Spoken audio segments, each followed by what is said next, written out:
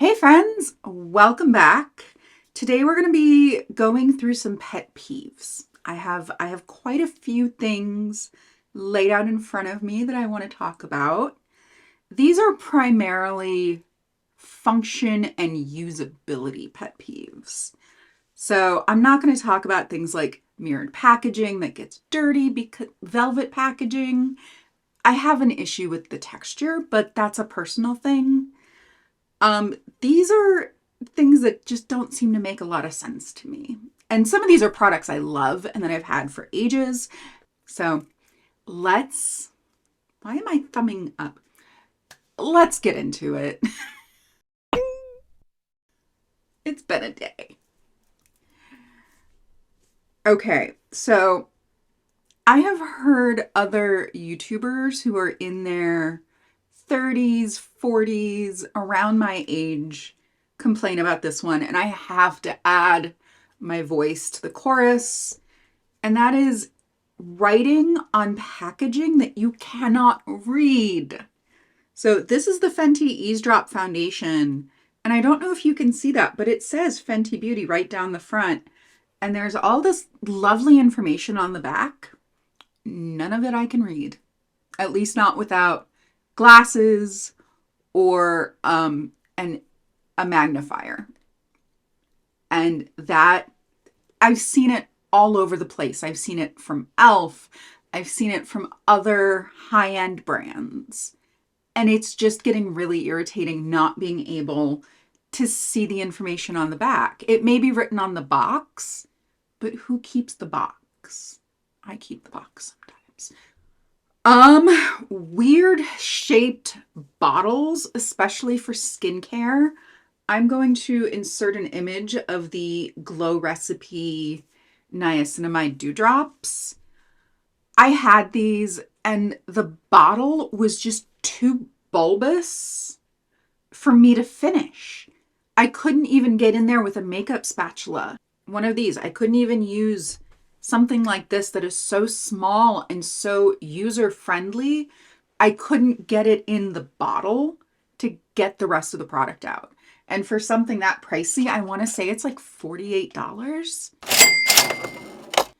I want to use every drop of product, and it wasn't possible. I want something I can either remove the top from and shake it out or get in a spatula, or something I can cut open and then recycle. Lift up pans. And I have to call out Gucci because I think it may be one of the only products I have that still does this. But this lift out pan situation, why? Yeah, it had a little tool. And that's another thing. Those things just go to landfill. It had a little, it looked like a turtle wearing a hard hat. I will insert an image if I can find one. But the double wastage of the lift out pan with the inserted tool just makes the packaging, yes, it's beautiful. It is a gorgeous color. It's I mean the ribbed texture on the outside. I absolutely love the texture on the bottom. It's a beautiful package, but it's flawed. It definitely has some flaws. I am very glad to see drugstore brands stepping away from the you get the lift out pan situation. I know that Milani has recently redone their packaging. I don't know about Physicians Formula, but they were one of the worst offenders for a very long time. I'm keeping an eye on you, Physicians Formula. Palettes that are just too big, too misshapen. And by misshapen, I mean like round or triangular or rhombus. I'm sure I will find lots and lots of images. The one that comes to mind is the Kesha palette from Hip Dot. My sister-in-law got me that for Christmas a number of years ago, and it was fine. It was a very brightly colored palette. It was something I liked at the time, but I have since depotted it. I think I have one, maybe two shadows left. But the biggest problem for me was using it. It was round, it had a tassel, it just was not very user friendly. At least not the user, it was not very user friendly, especially for the way that I use my makeup. Double-ended brushes. Why? Why are we double-ending brushes? This is from the, I keep this because I love the brush. I love this side of the brush for my inner corner.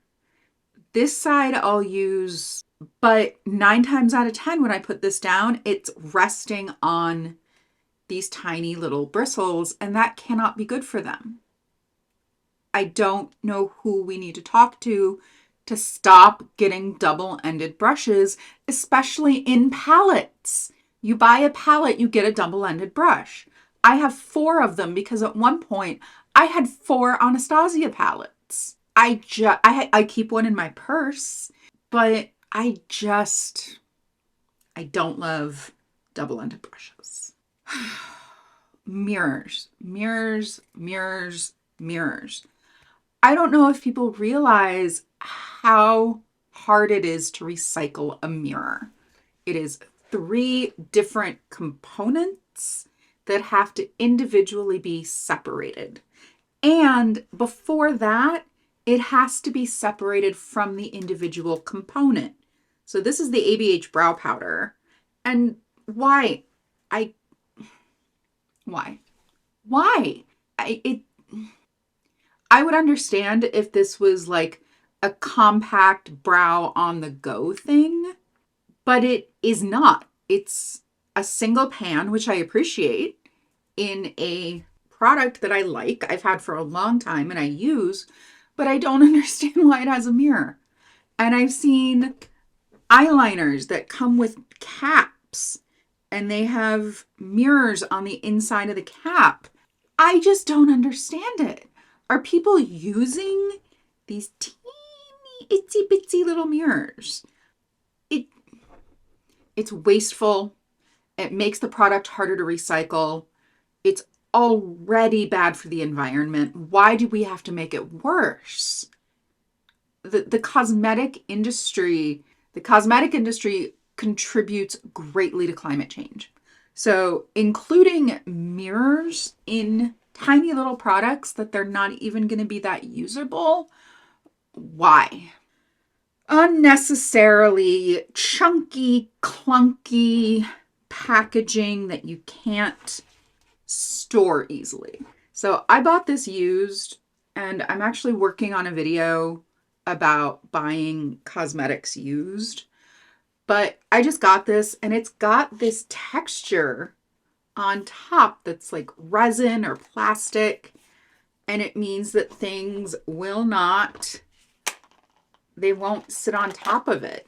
I'm lucky this fits in my palette storage. I'm not going to have it long, but the idea that I cannot stack things on top of this, or that I have, domed hourglass palettes that are just ever so slightly at a pitch.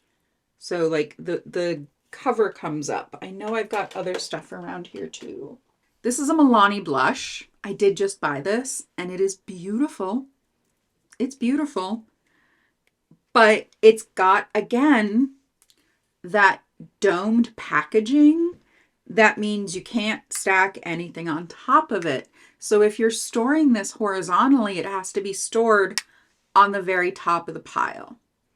And I don't know if that could very well be by design. Ooh, you're sneaky, Milani. If it's stored on top of the pile, that means it's the first one you reach for.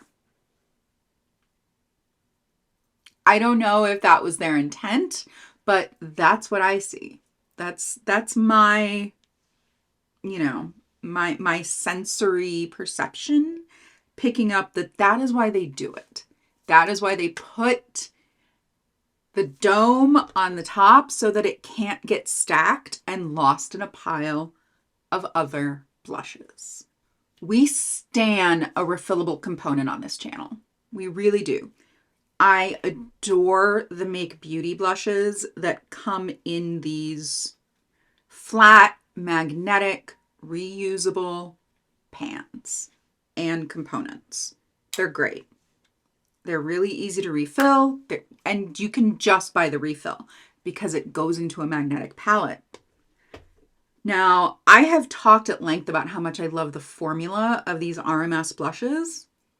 Not so much this little pop-out pan situation, because it's got ridges on the bottom that mean you can't put it into a magnetic palette unless you depot it entirely from this component, and then you're not going to be able to put it back in its compact. So what's the point? Oh, it's to make us look like we're being eco-friendly and consumer-friendly. However, sometimes the product inside is worth dealing with the minor fluffles that come into my head about why I don't like something.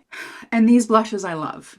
And this blush I love. And it just breaks my heart that there's something about it that I don't like. It doesn't make me less likely to use it. I just wish I liked the entire packaging. Too much product for too much money. So this is the Charlotte Tilbury Matte Beauty Blush Wand in Pink Pop. These are $42. These come with a buttload of product. I don't know how much because I need to read the back. The full size of Pink Pop from Charlotte Tilbury has 12 mils of product. That's a lot of product, especially when it comes to a cream blush formula that you need so little to use. This one is the mini version of the Matte Beauty Blush Wands. This one came in a Pillow Talk set that I picked out for my birthday. And honestly, this is going to get a lot more play and use in my collection because it doesn't feel as overwhelming. It doesn't feel as harrowing. It doesn't feel like I'm setting out on an Iliad type expedition to finish this thing. I don't know how long it takes. If anyone's finished one of these, let me know. I'm curious. But I would be more than happy to pay $20 for this product instead of $42 for this product. And that's not even, this one's 5 versus 12. So this is a little less than half the product. Paid for it, I would like to be able to finish it. I don't want to pay through the nose for a blush that's going to go bad in 3 months, 6 months, 8 months. The idea in general of seasonal makeup, the idea of a palette being, oh, this is a great fall palette. Why can't it just be a great year-round palette? A great palette is a great palette. And I used to be a major palette junkie, so I can tell you that all of your palettes can be used year-round. You don't have to wait for fall or winter to use those rich reds and greens and golds and browns, because those colors may be seasonal, but it doesn't mean that the palette itself has to be. It just doesn't. It doesn't. It doesn't. Brands bringing out the same color in the same products in different packaging. NARS, I'm looking at you. How many versions of Orgasm have they come out with? Yes, Orgasm was a massive hit at the time because it was different. It was special. It was pretty. It really made a huge impact on the makeup market. But now we're past that. We're looking for things that are more desaturated, that have less glow, less overall pigmentation. I will tell you, if they brought out an Orgasm Light, I might be interested. But I'm not right now. And I love blush. I love a colorful blush. I love a rich blush. But Orgasm just isn't that special anymore. And I really wish NARS would start seeing that and understand that and maybe depart from it. Collabs. Oh, collabs. I could go on for days about the problem with collabs these days, but I won't. Why did I just see a nail polish being released in conjunction with Cheez-It or Cheetos? Last year there was a bologna face mask, or the year before, from Oscar Mayer. Are these things just clickbaiting us? Is that what it is? Because don't I don't get it. I don't understand it. I don't want it. They're just creating more stuff that eventually is going to go to landfill. And it makes me really, I don't want to use the word mad, because mad is an emotion that I don't like to express unless there's something personally off-putting. It makes me frustrated. It makes me frustrated to see what the world is going to come to when we have all of these beauty brands just constantly rolling out IP collabs that have nothing to do with either the makeup or the IP. You know, let's look at all of this Christmas stuff that Wet n Wild has come out with. And oh my God, ColourPop just came out with a Twilight collab. And it left me scratching my head, partly because I'm not a Twilight fan, but also, like, did anybody ask for this? I will say, if you're into a grungy color story, the palette looks good, but apparently it's all sold out. It's frustrating to see all of these collabs, and it feels like none of it's new, none of it's exciting, none of it's different. Brands are just repackaging the same products and selling it to you as if it is something different, which it's not. It's not. That red lipstick from the Twilight collab, was there a red lipstick? I don't know, is going to be same as their other red lipsticks. I do not want it. I do not need it. I have enough lipstick, least of all ColourPop. Like, their lip products can be fine, but I don't know.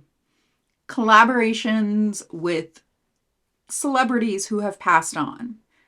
Urban Decay did our boy Prince. They did Prince dirty. That collab was phoned in and made no sense, other than the use of purple, which was Prince's signature.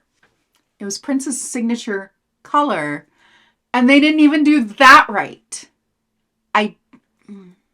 Whitney Houston and MAC. I was talking to a woman at the MAC store who worked there. She was Black. And she was like, yeah, I don't know what they did wrong with that collection. I'm like, it's makeup for white people. It's makeup for fair people who look like me, instead of for people who looked like Whitney Houston. You can tell who they're marketing it to and who they expect to buy this stuff. And that is middle-aged women like myself who, yes, grew up listening to Whitney Houston, maybe idolized her, but not her market. Not for people who looked like her. And if you're going to make a makeup collab based on a dead celebrity's IP, at least make it work with their skin tone. That's all we ask. That's all I ask. I want to talk about cosmetic portmanteaus, because why? Why do I need... Okay, I love the formula, hate the name. These are the Bare Minerals Bronzers. It just does not feel right to say. This is Kiss of Pink. It is a light pink, beautiful blush. I don't know anybody who would be able to use this as a bronzer. I just don't. I don't know anybody who naturally turns this color. And I don't know why this couldn't just be a blush. I had and finished a bottle of the Tarte Found Sealer. I loved that foundation. I think it's still on the market. It was great. I hated the name. Hated it. To the point when I project panned it, I wrapped the washi tape around the name so I wouldn't have to look at it, because it was that unsettling. Anything else? Not right now, but I'm sure there will be stuff that comes up. I hope y'all enjoyed this. Let me know what some of your makeup, cosmetic pet peeves are down below.